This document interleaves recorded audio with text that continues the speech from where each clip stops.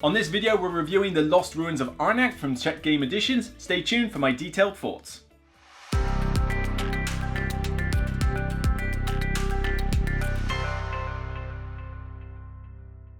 Hi everyone, I'm Luke Hector and thanks for joining me for another Broken Meeple video. The Lost Ruins of Arnak is a game released by Czech Game Editions in the latter half of 2020. It certainly got a lot of buzz from gamers, including myself, but you're here to find out why. Here you will take on the role of archaeologist, where you will equip your expedition with useful items and then search the jungle for mysterious artifacts and intriguing archaeological sites. But occasionally you will need to struggle to overcome the guardians of those sites. Oh, hell no. And when you're all done, you will most importantly need to piece together the fragments of Arnak's ruins into some coherent body of research that could lead to the discovery of the lost temple. There are tapestries. Players take turns choosing various actions that will help them uncover the secrets of the island, and over the course of the game, more of the island will be explored and more actions will become available. These actions earn you resources such as coins, compasses, tablets, arrowheads and jewels, which then allow you to perform more actions, get more opportunities and of course score victory points.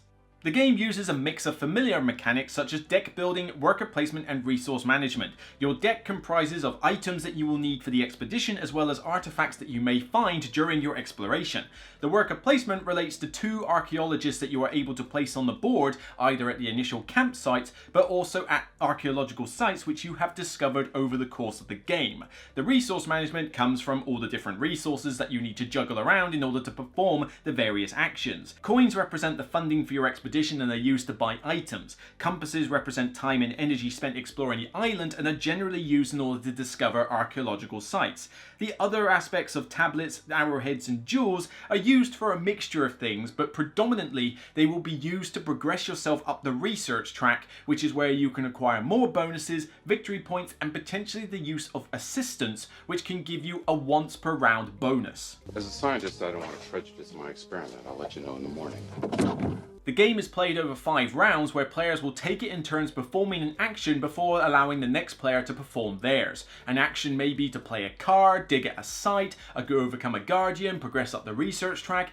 There's a huge list of actions that you can do, all of which will usually require some degree of resources in order to perform. Players will just continue going round performing actions until eventually everyone has passed. Once this is done, you then reset the board, go for the next round, and over the course of 5 rounds you'll rinse and repeat, but different items and artifacts will come out to play, and because you are discovering new sites, you will be able to perform additional actions at those sites as the game board develops. After 5 rounds, the victory points are then totaled, and of course, the player with the most is the winner. Of course!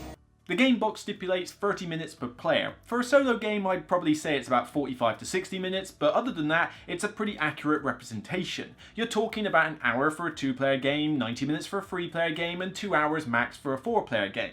However, I would say be wary of anybody with analysis paralysis going into this game and potentially dragging the game length out. There's a lot of options that you have available on your turn, and it is possible that some players may freeze up trying to decipher which action they should go for, particularly if they're trying to plan ahead another 2 or 3 actions based on the resources that they've got. After all, one action generates this resource, which might get you the ability to do this action, which then allows you to do this action.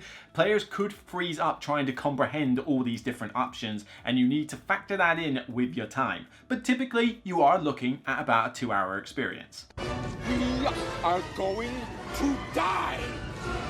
You may be thinking, oh my word, what am I supposed to do with all this iconography? Don't be afraid. You have got a fantastic rulebook to get you going. This is one of the best hands down I have read for a midweight Euro. It clearly sets out all the different points that you need to do. It's got a ton of pictorial representations. The language is easy to understand. Honestly, you should be able to read this and not have to go looking up stuff on Board Game Geek for an FAQ check. It is seriously that good. On top of that, you've got some very useful reference aids which not only go through the different actions that you can do, but also remind you of what the different iconography does. Each player has one to hand, and this should be able to help with any memory lapses that you have as you go from game to game, say if it's been on your shelf for a little while. And if you're the sort of person that learns better by visual representation rather than reading from a rulebook, you can always check out Paul Grogan's teaching videos on the subject. On his Gaming Rules channel, he goes over both the multiplayer rules and the solo rules. And in case you're thinking, hang on a minute, shameless plug, these are technically officially commissioned by CGE and not just simply a third-party video that I recommend. But seriously, check out these videos if you want to learn this game nice and easy because they do a good job. This is what he does best.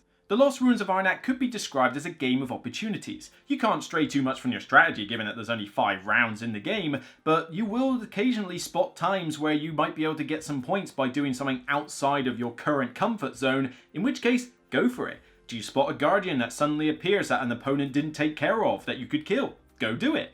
The Lost Ruins of Arnak is not what I would call particularly innovative, but then that's not necessarily a bad thing here. The mechanics are what we've seen before, but they're very popular ones and they blend together very, very nicely. The deck building, for example. Yes, you may decide to make that your full-on strategy, but you may decide just to say, I'll grab a few items here and there as time goes on. But it's not the main focus of the game regardless. The worker placement aspect, it's not a focus either. You've only got 2 workers throughout the entire game, you never get any more, but man do you wish you had more. As the sites start appearing, as people discover new ones, more different action spaces come up and you wish you had more than 2 workers to place out there. But you don't, and players can still block you easily out of the locations. You think that 2 isn't a lot, but you'd be surprised how much you wish you had more than 2.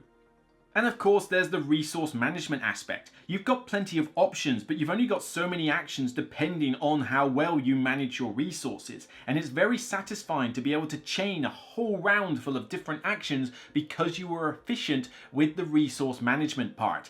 One action might have got you the coins that you needed to buy an item. Another action might have got you the artifacts which you can use to play an artifact out of your hand, using the artifact to pay for it. The bonus given by the artifact allows you to get that arrowhead that you need in order to progress up the research track, which then gets you an assistant that you can flip over for a bonus that allows you to discover another site. If you plan your actions right, you can set yourself up for some very satisfying turns.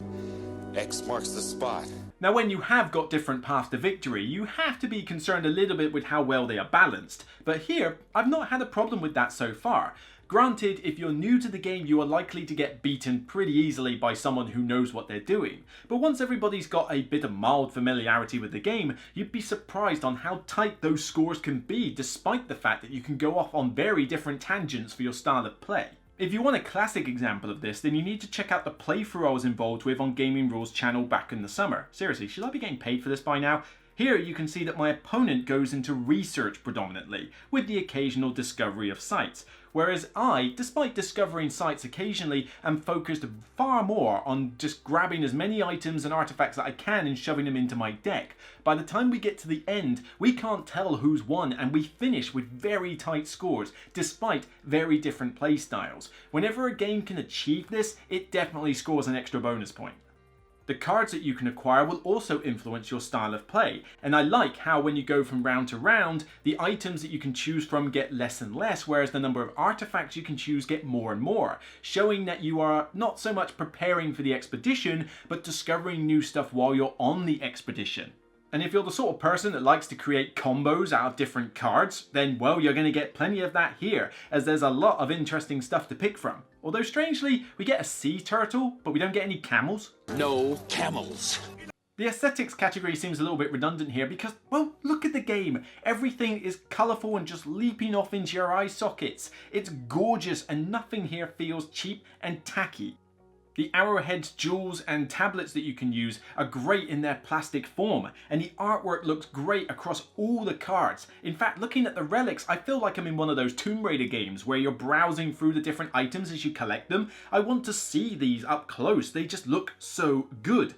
And the graphic design is nothing short of stellar. These are multi-use cards, another aspect I really like, but whether you have to understand the text on the card or know what icon you use for its travel facility, it's still easy to read. At no point am I looking at a card going, hang on, what does that say? Ah, you know, that's okay. Nah, here, crystal clear. Absolute clarity.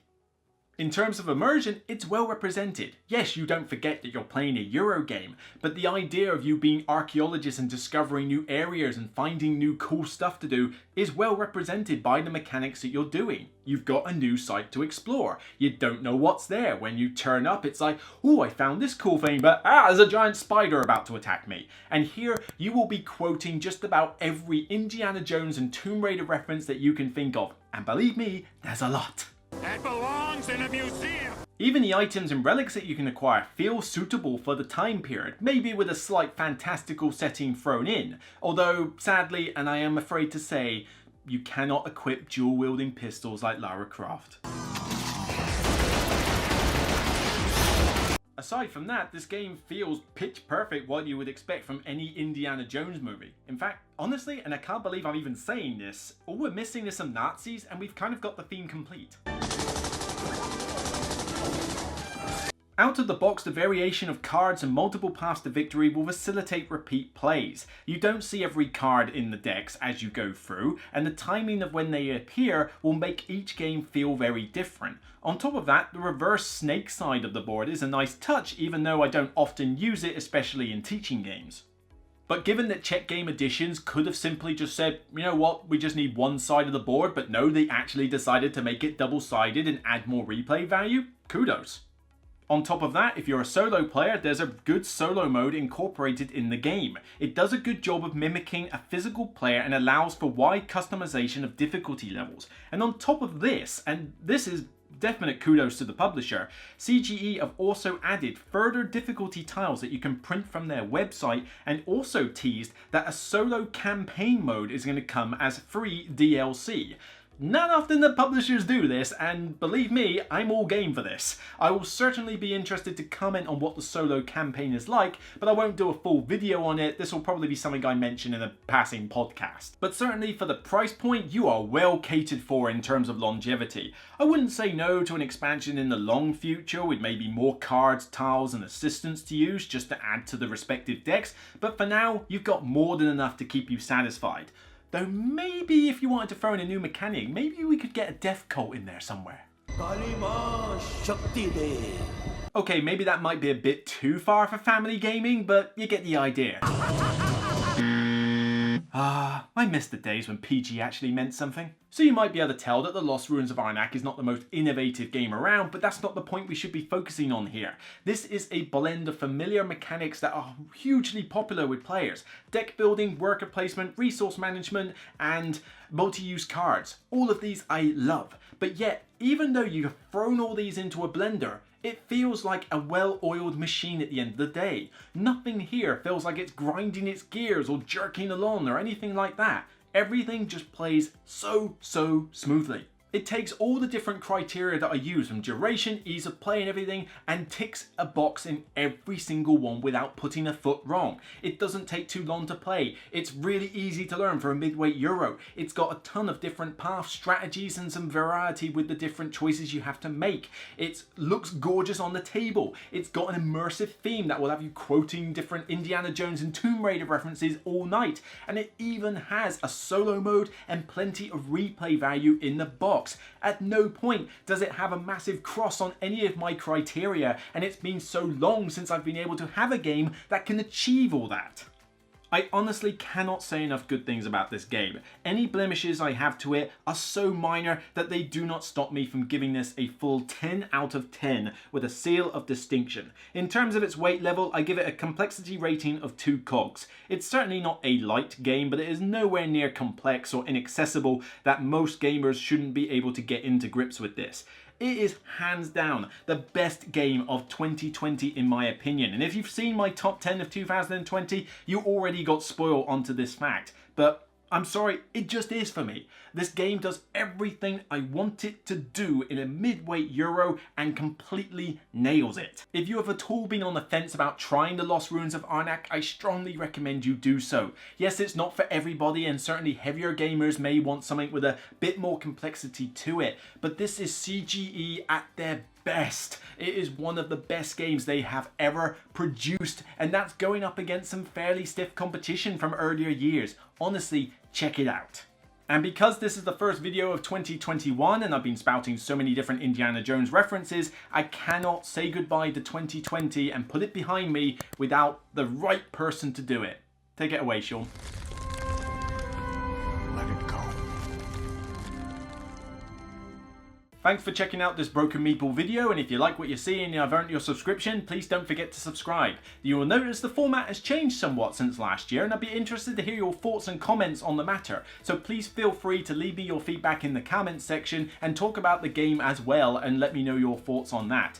Until next time, you can check out a recent upload as well as a video suggested by me, and don't forget to check out zatu.co.uk and use my code in the description where you can get 5% discount off all the board games that you purchase in your basket. Happy New Year to you all, and remember, it's only a game. Take care everyone.